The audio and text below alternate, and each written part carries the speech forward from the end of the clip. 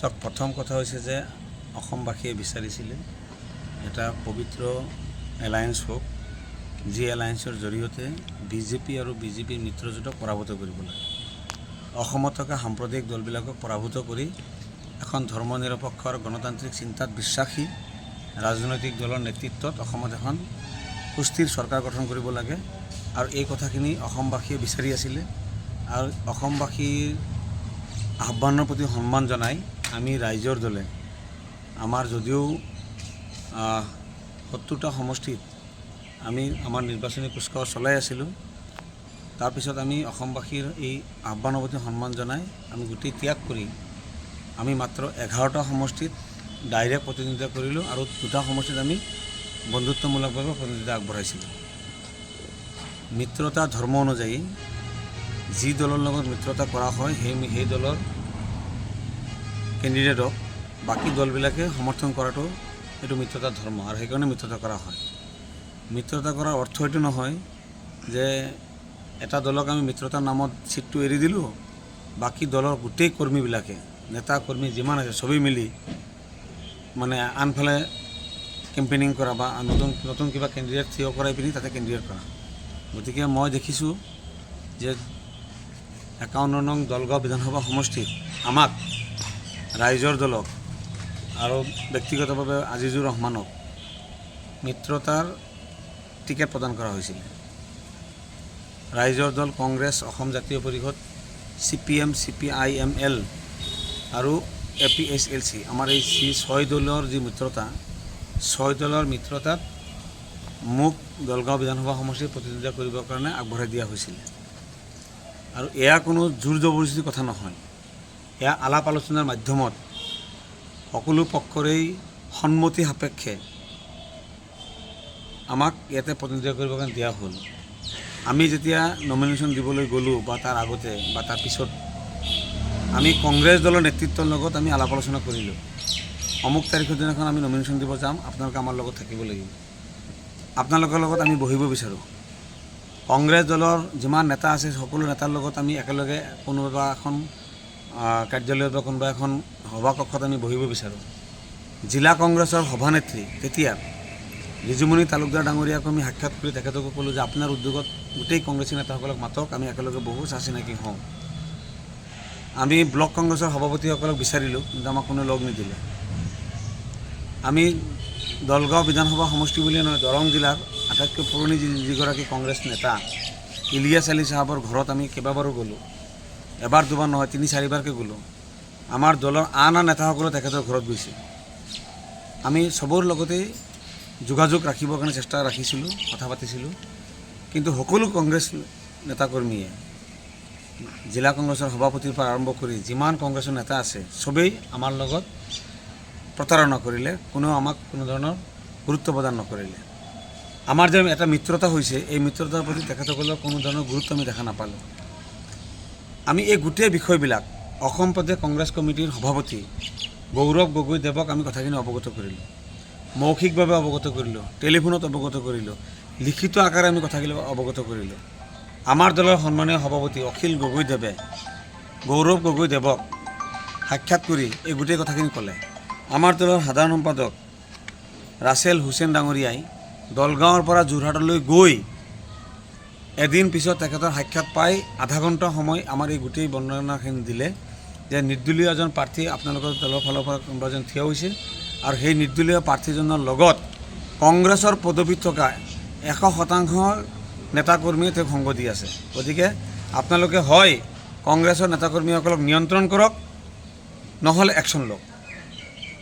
কিন্তু APCCৰ সভাপতিজনে এইবিলাকত কোনো ধৰণৰ গুৰুত্ব দিয়া আমি দেখা নাপালোঁ।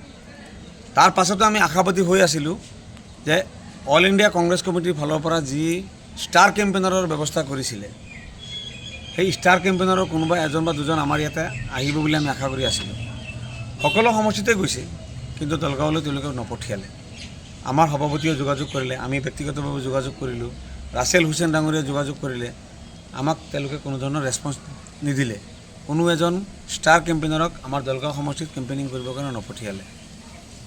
প্ৰিয়ংকা গান্ধী ডাঙৰীয়াৰ লগত আমাৰ দলৰ সভাপতি অখিল গগৈ দেৱে কথা পাতিলে। প্ৰিয়ংকা গান্ধী প্ৰিয়ংকা গান্ধী ডাঙৰীয়ানীয়ে আমাৰ দলগাঁও সমষ্টিত মিটিং কৰিব বুলি তেখেতে সন্মতি প্ৰদান কৰিলে। কিন্তু তেখেতৰ এটা লিমিটেশ্যন আছে যে APCCৰ ফালৰ পৰা যদি তেখেতক যাব দিয়া নহয় তেতিয়া যাব নোৱাৰে। APCC অসম প্ৰদেশ কংগ্ৰেছ কমিটিয়ে যদি তেখেতক যাব দিয়ে তেতিয়া যাব পাৰিব। APCCৰ সভাপতিৰ লগত যেতিয়া কথা পাতিলে আমাৰ দলৰ সভাপতি অখিল গগৈদেৱৰ সন্মুখতেই APCCৰ সভাপতিয়ে বিভিন্ন কৌশল খটুৱাই বিভিন্ন ধৰণৰ মানে কথা বতৰা কৈ প্ৰিয়ংকা গান্ধী ডাঙৰীয়ানীৰ মানে প্ৰগ্ৰামটো কেঞ্চেল কৰালে। গতিকে মই এটা কথা স্পষ্ট কথা এইটো যে গৌৰৱ গগৈ ডাঙৰীয়াই মিত্ৰতাৰ নামত মিত্ৰ দলবিলাকৰ লগত আৰু বিশেষকৈ দলগাঁও বিধানসভা সমষ্টিত আমাৰ লগত এটা চূড়ান্ত প্ৰতাৰণা কৰিছে। এইটো নীতিহীন এটা ৰাজনীতি কৰিছে। গৌৰৱ গগৈ ডাঙৰীয়াই কোনো ধৰণৰ নীতি অন্ততঃ দলগাঁও সমষ্টিত তেওঁ ৰক্ষা কৰি চলা নাই। তেখেত নিজে আহিব পৰা নাই, কাৰোবাক পঠিয়াব লাগিছিলে। প্ৰথম অৱস্থাত বিসম্বাদ ৰুধিবৰ কাৰণে পঠিয়াব লাগিছিলে। ছেকেণ্ড অৱস্থাত তেখেতসকলে মানে ভোটাৰ ৰাইজক কনভিন্স কৰাবৰ কাৰণে আহিব লাগিছিলে যে আমাৰ মাজত এটা মিত্ৰতা হৈছে। আমি কংগ্ৰেছ দলৰ ওপৰত ভিত্তি কৰি ইলেকশ্যন খেলা নাই, আমি কংগ্ৰেছ দলৰ লগত মিত্ৰতা কৰিহে ইলেকশ্যন খেলিছোঁ। তেখেতসকলৰ ওপৰত নিৰ্ভৰশীল হৈ আমি ইলেকশ্যন খেলা নাছিলোঁ। আমি ইলেকশ্যন খেলিছোঁ মিত্ৰতাত, ইটো পাৰ্টি সিটো পাৰ্টিক সহায় কৰিব। বৰঞ্চ ইয়াতে দেখা গৈছে দলগাঁও বিধানসভা সমষ্টিত সমগ্ৰ কংগ্ৰেছ নেতাকৰ্মীসকলে আমাক বিৰোধ কৰিছে। 2-এজন নেতাকৰ্মী আমাৰ লগত আহিছিলে, তেখেতসকলৰ প্ৰতি মই কৃতজ্ঞ। তেখেতসকলৰ বেছি সংখ্যকৰে কোনো ধৰণৰ কংগ্ৰেছৰ পদবী নাছিলে, কিন্তু তেওঁলোক কংগ্ৰেছৰ নিষ্ঠাৱান কৰ্মী আৰু কংগ্ৰেছৰ আদৰ্শক বিশ্বাস কৰে। গতিকে সেইকাৰণে তেওঁলোকে মিত্ৰতাৰ ধৰ্ম পালন কৰিব গৈ মোক সংগ দিছিলে, সেইসকলৰ প্ৰতি মই কৃতজ্ঞ। কিন্তু APCCৰ সভাপতি গৌৰৱ গগৈদেৱে যিটো ভূমিকা ল'ব লাগিছিলে এই গোটেই বিসম্বাদ মষিমূৰ কৰাৰ পৰা আৰম্ভ কৰি মিত্ৰ দলৰ প্ৰাৰ্থীজনক জয়যুক্ত কৰাৰ ক্ষেত্ৰত তেখেতৰ যিটো ভূমিকা হ'ব লাগিছিলে সেইটো তেখেতে এক ছেকেণ্ডৰ কাৰণত তেখেতে সেইখিনি কাম কৰা নাই, বৰঞ্চ তেখেতে আমাক বিৰোধে কৰিছে। আপুনি ভাবিব নোৱাৰিব, আমাৰ দলৰ সাধাৰণ সম্পাদক ৰাছেল হুছেইন ডাঙৰীয়াই তেখেতক সাক্ষাৎ কৰি কৈছিলে আমাৰ ইয়াতে আহিবৰ কাৰণে। তেওঁ আহিব নোৱাৰোঁ বুলি যেতিয়া অপাৰগতা দেখুৱালে তেতিয়া তেখেতৰে সহযোগী এজনে ক'লে যে আমি এটা ভিডিঅ' বনাই পঠাই দিম। সেই ভিডিঅ'ত কি ক'ব সেই কথাখিনি আমাক লিখিব দিলে, আমি লিখি দিলোঁ। লিখি দিয়াৰ পাছত আজি দিম কালি দিম, আজি গধূলি দিম কালি ৰাতি দি আছোঁ, এনেকৈ কৰি কৰি কৰি নিৰ্বাচন উকলি গ'ল। যোৱাকালি নিৰ্বাচন উকলি গৈছে। This is the stand of APCC president Gaurav Gogoi. তেওঁ মিত্ৰ দলৰ প্ৰাৰ্থীগৰাকীক সহযোগ কৰাৰ নামত এটা সামান্য 30 ছেকেণ্ডৰ ভিডিঅ' দিবলৈও তেওঁ অপাৰগতা প্ৰকাশ কৰিলে। মই অসমবাসী ৰাইজক এই কথাটো জনাব বিচাৰিছোঁ যে মই এই কথাখিনি নিৰ্বাচন চলি থকা সময়ত জনাব পাৰিলোহেঁতেন, কিন্তু মই নজনালোঁ এইকাৰণেই যে আমি আদৰ্শত বিশ্বাসী মানুহ। আমি এটা আদৰ্শত লৈছোঁ, এইবাৰ আমি এটা সিদ্ধান্ত লৈছোঁ যে বিজেপি আৰু বিজেপিৰ মিত্ৰ দলক আৰু সাম্প্ৰদায়িক দলক পৰাভূত কৰিব লাগিব। তাৰ কাৰণে মই যিমান ছেক্ৰিফাইচ কৰিব লাগে ছেক্ৰিফাইচ কৰিবৰ কাৰণে সাজু আছোঁ, কৰি আছোঁ। মোৰ লগত কংগ্ৰেছৰ নেতাসকলে গাদ্দাৰী কৰি আছে, প্ৰতাৰণা কৰি আছে। মই কথাবিলাক ৰাজহুৱা কৰা নাই 9 তাৰিখৰ ভোট পুলিং হোৱাৰ আগলৈকে। মই জানিছোঁ মই ইলেকশ্যন পৰাজিত হোৱাৰ সম্ভাৱনা বেছি আছে, কাৰণ মোক মিত্ৰ দলৰ সমগ্ৰ নেতাকৰ্মীয়ে মোক বিৰোধ কৰি আছে। তাৰ পাছতো মই মুখ খোলা নাই, কিয় যে সমগ্ৰ অসমত ইয়াৰ বিৰূপ প্ৰভাৱ পৰিব। আমাৰ কাইলৈ যদি চৰকাৰখন নাহে আমি তাৰ কাৰণে ৰাইজৰ আগত খলনায়ক হৈ থাকিব লাগিব। গতিকে মই পৰাজিত হওঁ, লাগিলে আমাৰ দলে আৰু 5জন পৰাজিত হওক। আমি যিহেতু আদৰ্শত বিশ্বাসী, নীতিত বিশ্বাসী মানুহ, সেইকাৰণে আমি চুপচাপ থাকিলোঁ। ভোট পুলিং হোৱাৰ পিছত কথাখিনি আমি অসমবাসী ৰাইজক অৱগত কৰিব বিচাৰিছোঁ। অসমবাসী ৰাইজে এই কথাটো জনা উচিত যে কংগ্ৰেছ দলৰ নেতৃত্বই তেখেতসকলে এইবাৰ যিটো মিত্ৰতা কৰিছে এই মিত্ৰতাটো তেওঁলোকে পবিত্ৰ মিত্ৰতা কৰা নাই। This is not a holy alliance. বন্ধুত্ব কৰি পিঠিত চুৰা মাৰিছে নেকি? তেওঁলোকে এইটো কেৱল মাত্ৰ অসমবাসী ৰাইজক দেখাবৰ কাৰণে এটা মিত্ৰতা কৰিছিলে। আৰু বিশেষকৈ মই এই কথাটো ক'ম যে APCCৰ সভাপতি গৌৰৱ গগৈ ডাঙৰীয়াই অসমবাসী মানুহক বুৰ্বক সজাই এই মিত্ৰতাটো কৰিছিল। নহ'লে সামান্য 30 ছেকেণ্ডৰ ভিডিঅ' এটা তেখেতে দিব নোৱাৰিব। ইমান ষ্টাৰ কেম্পেইনাৰৰ নাম আছে তাতে। মই অসম প্ৰদেশ কংগ্ৰেছ কমিটিৰ নেতাসকলকো বিচাৰিছোঁ এই লিষ্টত থকা মোক AICC নেতা নালাগে, মই অসম প্ৰদেশ কংগ্ৰেছ কমিটিৰ নেতাকো বিচাৰিছিলোঁ। মই তালিকা পঠাইছোঁ ৰামান্ন বৰুৱা ডাঙৰীয়ালৈকে, মই টেলিফোনত কথা পাতিছোঁ প্ৰদ্যুৎ ভূঞা ডাঙৰীয়ালৈকে, ৰাছেল হুছেইন ডাঙৰীয়া আমাৰ দলৰ নেতা, তেখেতে কথা পাতিছে গৌৰৱ গগৈ ডাঙৰীয়াৰ লগত নিজে ডাইৰেক্ট, অখিল গগৈদেৱে ডাইৰেক্ট কথা পাতিছে। তাৰ পাছতো তেওঁলোকে কোনো গুৰুত্ব প্ৰদান নকৰিলে। আৰু এদিন দুদিন নহয়, একেটা কথাকে ৰিপিটেডলি আমি নহ'লেও 10-20 বাৰকৈ কৈছোঁ তেওঁলোকে গুৰুত্ব নাপালে। তেখেতসকলে ভাবি আছিলে যে আমি কিজানি কংগ্ৰেছ দলৰ ওপৰত ডিপেণ্ড হৈ ইলেকশ্যন খেলিছিলোঁ। নহয়, এইটো মিছা কথা। আমি আমাৰ নিজৰ ভৰিৰ মাটি যিমান আছে সেইখিনিতে খেলিব বিচাৰিছিলোঁ। কিন্তু যিহেতু মিত্ৰতা হ'ল যে মিত্ৰ দলৰ নেতাকৰ্মীসকলে যেতিয়া অপেন বিৰোধ কৰে, সেইটো ক্ষতিকাৰক কাম। যদি তেওঁলোকৰ লগত আমাৰ মিত্ৰতা নহ'লহেঁতেন, তেতিয়াহ'লে আমাৰ এইখিনি কথা ক'বলৈ আমাৰ কোনো ধৰণৰ একটিয়ে নাথাকিলেহেঁতেন, কোনো কথা নাথাকিলেহেঁতেন।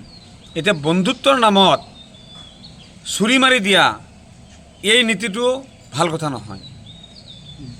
গৌৰৱ গগৈ ডাঙৰীয়া আমাৰ সমসাময়িক বয়সৰ মানুহ, তেখেতৰ বহুত দীঘলীয়া ৰাজনৈতিক কেৰিয়াৰ আছে। গতিকে তেখেতৰ এই যিটো নীতি, এই নীতিলৈ যদি তেখেতে আগবাঢ়ি যাব বিচাৰে, মই ভাবোঁ তেখেত আধা বাটত গৈ উজুৰি খাই পৰিব। আৰু উজুৰি খোৱাটো নিশ্চিত যদি এনেকুৱা নীতি হৈ থাকে। নিৰ্দলীয় প্ৰাৰ্থীসকলে দেখা গৈছে ভোট গ্ৰহণৰ এদিন পূৰ্বে ৰাজীৱ ভৱনক কিন্তু সংগঠন সম্বোধন কৰিছে। দুৰ্ভাগ্যজনক কথা এইটো, আৰু মোৰ বাবে দুৰ্ভাগ্যজনক নহয়, এইটো গৌৰৱ গগৈ ডাঙৰীয়াৰ কাৰণে দুৰ্ভাগ্যজনক কথা এইটো। আৰু মই ভাবোঁ যে গৌৰৱ গগৈ ডাঙৰীয়াৰ কাৰণে আজি ৰাহুল গান্ধী, প্ৰিয়ংকা গান্ধী, সোনিয়া গান্ধীৰ কাৰণে এইটো দুৰ্ভাগ্যজনক বিষয় যে কংগ্ৰেছ দলৰ সিদ্ধান্তৰ বিপৰীতে গৈ নিৰ্বাচনত অৱতীৰ্ণ হোৱা নিৰ্দলীয় প্ৰাৰ্থীয়ে কংগ্ৰেছ দলৰ নেতাসকলক লগত লৈ ৰাজীৱ ভৱনত বুকু ফিদাই সংবাদমেল সম্বোধন কৰিছে।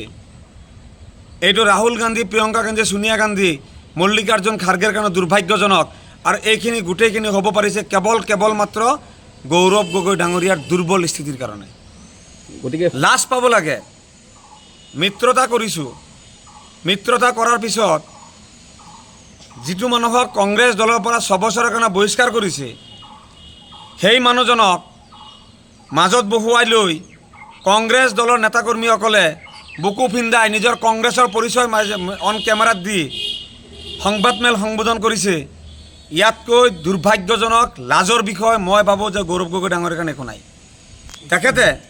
তেখেতে এই মুহূৰ্তলৈকে এই সংবাদমেলত বহি থকা কোনোবা এজন ব্যক্তিক চৌকছ নোটিছ কৰিছে নেকি বা কিবা জবাবদিহি কৰিছে নেকি? এইটো প্ৰশ্ন। আমাক কিয় মিত্ৰতাৰ নামত এটা ভেঙুচলি কৰা হ'ল? কিয় দলগাঁওবাসী জনতাৰ লগত এটা নাটক কৰা হ'ল? দলগাঁওবাসীয়ে কৈছিল নেকি যে তোমালোকে এলায়েন্স কৰা, এলায়েন্স কৰি পিনি এটা পাৰ্টিক এৰি দি আকৌ তোমালোকে কেণ্ডিডেট দিয়া? কৈছিল নেকি তোমালোকক? তোমালোকৰ যদি ইমানেই প্ৰয়োজন আছিল, এই চিটটো কিয় তোমালোকে এৰিছিলা? নাওবৈচা সমষ্টিটোত আমাৰ টিকেট ডিক্লেয়াৰ হৈছিলে ৰাইজৰ দলৰ ফালৰ পৰা, ডাক্তৰ হৰিকান্ত দাস। আমাৰ দলৰ ফালৰ পৰা ধেমাজি সমষ্টিত আমাৰ কেণ্ডিডেট ডিক্লেয়াৰ হৈছিলে বাবুল সোণোৱাল ডাঙৰীয়াক। আমাৰ কি সমষ্টিটো আমাৰ ডিমৌ সমষ্টিত আমাৰ দলৰ কেণ্ডিডেট ডিক্লেয়াৰ হৈছিলে। মিত্ৰতাৰ স্বাৰ্থ ৰক্ষা কৰি আমি কাকো নিৰ্দলীয় খেলিব দিয়া হোৱা নাই। এইবিলাক চিট আমাৰ পৰা কাঢ়ি লৈছে কংগ্ৰেছে, আমি কিন্তু কাকো নিৰ্দলীয় খেলিব দিয়া হোৱা নাই। মল্লিকাৰ্জুন খাৰ্গে গৈ লখিমপুৰৰ পানীগাঁৱত তেওঁলোকে মিটিং কৰিছে নাওবৈচা সমষ্টিত। তাতে আমাৰ প্ৰাৰ্থী আছিলে যিজনক আমি এক প্ৰকাৰ ক'বলৈ গ'লে ৰাজনৈতিকভাৱে আমি বলি দিছোঁ। সেইজন প্ৰাৰ্থীয়ে গৈ মল্লিকাৰ্জুন খাৰ্গেৰ হাতত ধৰি, গৌৰৱ গগৈ ডাঙৰীয়াৰ হাতত ধৰি হাত দাঙি পিনি ৰাইজক সমৰ্থন কৰিছে যে বিজেপিক পৰাভূত কৰাৰ স্বাৰ্থত নাওবৈচাৰ কংগ্ৰেছ দলৰ মিত্ৰ দলৰ প্ৰাৰ্থীক ভোট দিয়ক। ধেমাজিৰ প্ৰাৰ্থীগৰাকীয়ে সমৰ্থন কৰিছে, ডিমৌৰ প্ৰাৰ্থীগৰাকীয়ে সমৰ্থন কৰিছে। এনেকুৱা গোটেই অসমত 70টা সমষ্টি আমি বিচাৰিছিলোঁ, গোটেই প্ৰাৰ্থীবিলাকে সহযোগ কৰিছে। তেতিয়াহ'লে দলগাঁও সমষ্টিত কিয় এইটো কৰা নহ'ল? এইটো গোটেইটো গৌৰৱ গগৈ ডাঙৰীয়াই ষড়যন্ত্ৰমূলকভাৱে মানে অখিল গগৈদেৱ আৰু ৰাইজৰ দলৰ নেতাকৰ্মীসকলৰ লগত প্ৰতাৰণা কৰিম বুলি কৰিছে। আৰু মই সেইকাৰণে কওঁ যে আজিৰ তাৰিখত তেওঁ যিটো কাম কৰিছে, আমি এই কথাখিনি 10 দিন আগত ক'ব পাৰিলোঁ হয়, 5 দিন আগত ক'ব পাৰিলোঁ হয়, যোৱাকালিও ক'ব পাৰিলোঁ হয়। আমি কোৱা নাই, কাৰণ আমি নীতিত থকা মানুহ। আমি বিচাৰিছোঁ যে বিজেপি দলৰ চৰকাৰ আঁতৰি যাব লাগে। কিন্তু গৌৰৱ গগৈ ডাঙৰীয়া যে এজন নীতিহীন মানুহ, গৌৰৱ গগৈ ডাঙৰীয়া যে ৰাজনীতিৰ কাৰণে তেখেতে যে যিকোনো ধৰণৰ কাম কৰিব পাৰে সেই কথাটো প্ৰমাণ হৈ গ'ল এই নিৰ্বাচনত। অহা 4 তাৰিখে ভোট গণনা হ'ব। আমি এতিয়াও আশাবাদী যে আমি জয়যুক্ত হ'ম। আমি পৰাজয় স্বীকাৰ কৰা নাই, আমি যুঁজিছোঁ। আমাৰ নেতাকৰ্মীসকলে যুঁজিছে। আমাৰ লগত অহা কংগ্ৰেছৰ যিসকল নেতাকৰ্মী আহিছিলে তেখেতসকলে দিন ৰাতি একাকাৰ কৰি যুঁজিছে। আমাৰ যিসকল কৰ্মকৰ্তাই যুঁজিছে আমি তেখেতসকলৰ প্ৰতি কৃতজ্ঞ, তেখেতসকলক মই ধন্যবাদ জ্ঞাপন কৰিছোঁ। আৰু আমি অহা 4 তাৰিখৰ ভোট গণনাৰ দিনাখন আমি হাঁহি হাঁহি ওলাই আহিম বুলি আমাৰ মনত এতিয়াও বিশ্বাস আছে। কিন্তু এই নীতিহীন ৰাজনীতিৰ বিষয়ে আমাৰ ভৱিষ্যতৰ দিনলৈ আৰু বহুত কথা ক'বলগীয়া থাকিব। Thank U.